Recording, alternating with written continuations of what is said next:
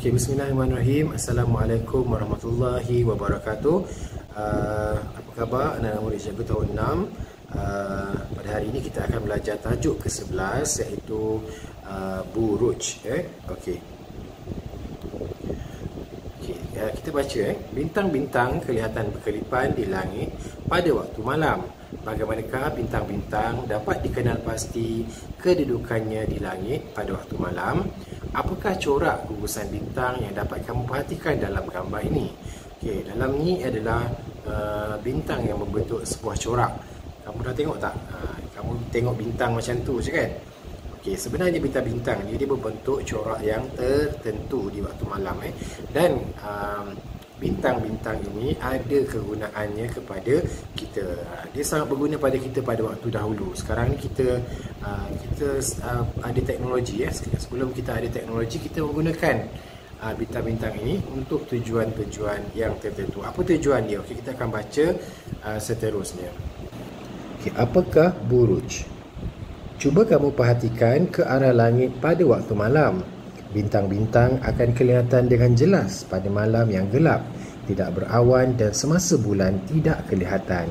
Sebenarnya terdapat berjuta-juta bintang di angkasa, namun kita hanya dapat melihat sebahagiannya sahaja. Banyak bintang-bintang di langit malam ada berjuta jumlah dia.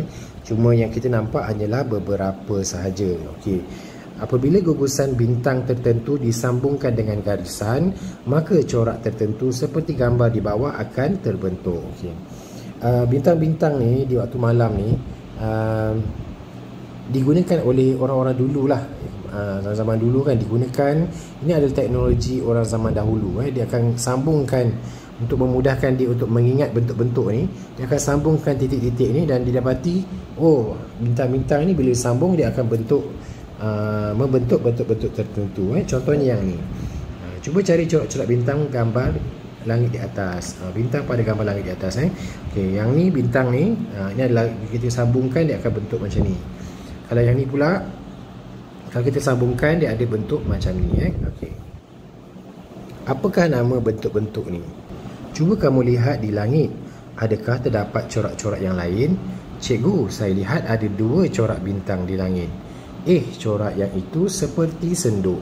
Dia kata yang ni bentuk macam senduk. Yang ni dia ada bentuk, maknanya dia nampak 2 corak dan salah satunya bentuk seperti senduk. Okey. Yang penting kamu kena tahu apa itu buruj. Maksud buruj kena tahu. Okey. Buruj ialah gugusan bintang yang kelihatan membentuk corak tertentu di langit pada waktu malam. Buruj ni pada waktu malam dan dia adalah gugusan atau sekumpulan lah, nama dia gugusan bintang yang kelihatan membentuk corak tertentu di waktu malam.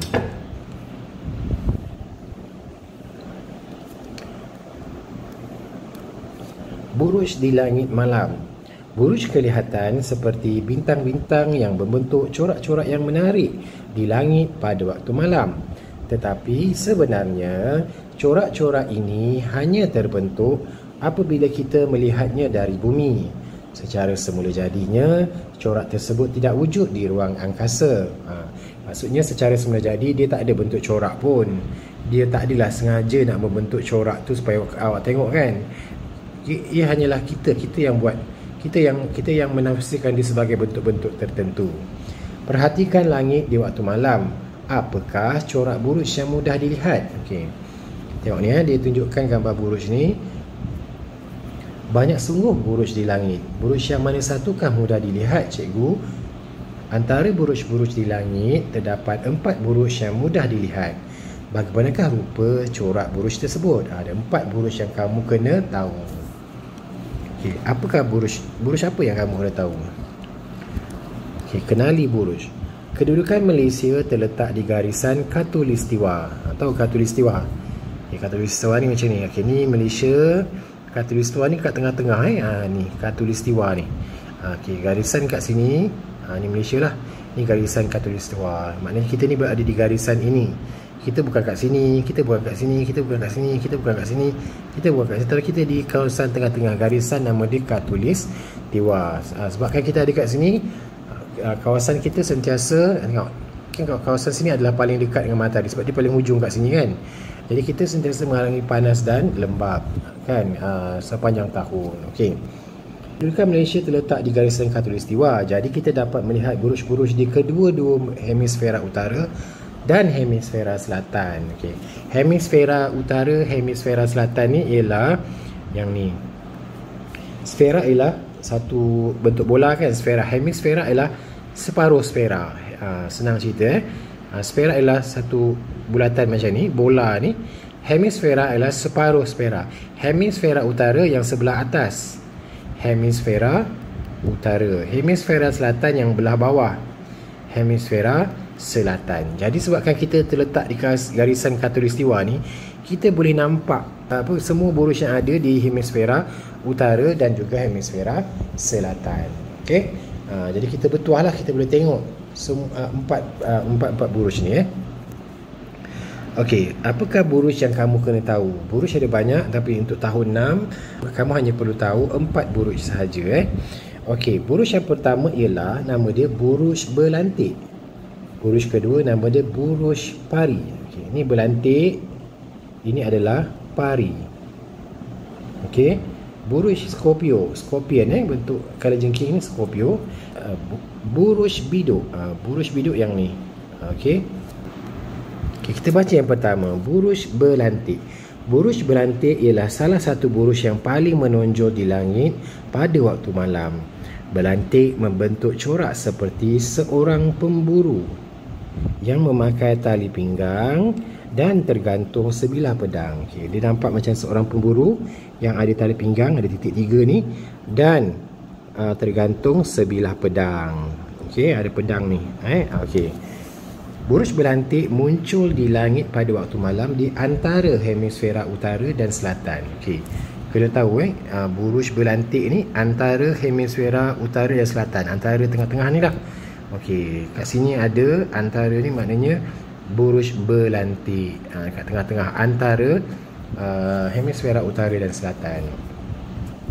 Kita tahulah kedudukan dia antara hemisfera utara dan selatan. Buruj pari pula, buruj pari ialah buruj yang paling kecil dan senang dikenal pasti. Ini paling kecil dan senang dikenal pasti pada langit pada waktu malam di sebelah hemisfera selatan. Okey, buruj pari dekat hemisfera selatan. Kita boleh perhatikan dia dekat hemisfera selatan. Ia terdiri daripada gugusan 4 bintang yang tersusun membentuk corak seperti layang-layang. Okey, bentuk dia macam ni, 4 bintang bentuk seperti layang-layang. Buruj Scorpio. Buruj Scorpio ialah gugusan bintang yang berbentuk corak seperti seekor kalajengking. Bentuk dia, gugusan bintang ni kalau sama-samakan kelihatan seperti seekor kalajengking. Buruj Scorpio muncul di langit pada waktu malam di sebelah hemisfera selatan. Okey, kena ingat buruj Scorpio di hemisfera selatan. Dan Scorpio pun kat sini. Okey. Okey. Buruj biduk ialah gugusan 7 bintang. Ingat 7 bintang. Ada 7 bintang. Buruj ini membentuk corak seperti gayung atau senduk dengan tangkainya. Okey. Yang ni buruj biduknya ni 1, 7 bintang, 2, 3, 4, 5, 6, 7. Yang ni je, yang dalam petak 4 segi ni. Ini nama dia buruj biduk. Bentuk dia seperti gayung atau senduk yang ada tangkai. Okey, biduk muncul di langit pada waktu malam di sebelah hemisfera utara. Okey. Buruj biduk dekat sini. Biduk dekat hemisfera utara. Okey. Jadi kita ingat kalau kedudukan biduk di hemisfera utara, berlantik di antara hemisfera utara dan selatan, Scorpio dan pari di hemisfera selatan. Kena ingat fakta-fakta ni kamu kena ingat. Okey, apa kegunaan buruj ni? Cikgu cakap tadi buruj ni biasanya digunakan oleh orang-orang zaman dahulu. Orang-orang dulu akan gunakan ni sebagai teknologi mereka. Kegunaan buruj. Sebelum terciptanya kompas dan kalender, manusia berpandukan buruj-buruj di langit sebagai petunjuk arah. Dia nak tunjukkan arah. Sekarang ni kita gunakan kompas. Kita masuk hutan, kita pergi belayar, kita pergi mana-mana, kita gunakan kompas. Tapi sekarang tapi waktu dulu kita gunakan buruj untuk petunjuk arah. Petunjuk arah macam mana? Okey, contohnya perjalanan. Ke manakah kita harus pergi? Okey. Tengok buruj biduk tu arah utara di sebelah sana. Okey, ni buruj biduk kamu sambungkan. Okey, buruj biduk ni di hujung senduk dia tu ni sekarang ni senduk ni dah akan terbalik Hujung senduk dia sentiasa menunjukkan arah utara. Okey. Tengok buruj biduk tu arah utara sebelah sana. Jadi kalau waktu malam dia tersesat ke kan, dia mengembara ke bagaimana ke, dia akan tengok buruj biduk untuk melihat arah utara. Okey, pelayaran. Kapten tengok apa? Buruj pari nak cari arah selatan. Okey. Buruj pari ni yang bentuk layang ni, ujung ekor dia ni sentiasa menunjuk arah selatan. Kena ingat buruj biduk utara, buruj pari selatan. Pada zaman dahulu, petani di kawasannya mengalami 4 musim yang berbeza bergantung kepada buruj sebagai petunjuk musim. Okay. Tahu tak mereka yang berada di kawasan 4 musim? Negara-negara barat lah, ataupun sebahagian di Jepun kan. Negara yang ada 4 musim ni dia tak tahu, dia nak tahu bila habis musim, bila masa boleh tanam pokok, bila masa boleh tuai tanaman, dia gunakan buruj. Okay. Contohnya untuk kegunaan pertanian tengok buruj biduk sudah muncul. Okey. Okey. Tengok buruj biduk sudah muncul. Kita boleh mula menanam dalam masa lebih kurang 2 bulan lagi apabila masuk musim bunga nanti. Buruj Scorpio pula akan muncul di langit apabila tiba musim menuai nanti. Okey. Maknanya dia tengok ni, gambar ni tersilap sikit. Okey, buruj biduk ni sebagai petunjuk. Bila dia nampak buruj biduk, dia dah boleh akan menanam lagi 2 bulan tu, dia akan boleh start menanam tanaman pertanian mereka. Okay, kalau dia nampak buruj Scorpio pula,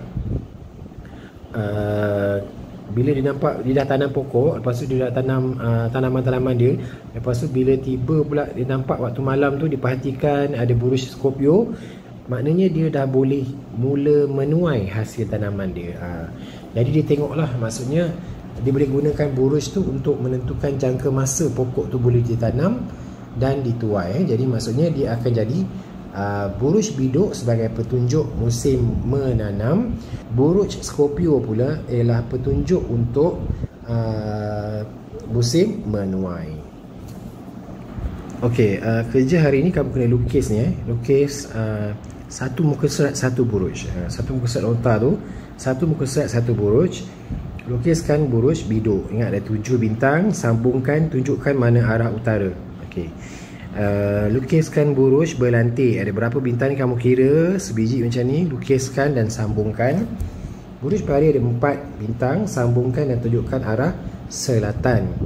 Sama juga dengan buruj Scorpio, berapa bintang ni semua kamu buat sebiji macam ni, sambungkan Okey, tuliskan juga nota buruj biduk petunjuk musim menanam di hemisfera utara. Okey. Hemisfera cikgu dah ajar tadi kan, hemisfera utara. Hemisfera utara sini, kalau kamu kat sini, kamu dekat hemisfera utara. Kalau kamu kat sini, kamu di hemisfera selatan. Okey.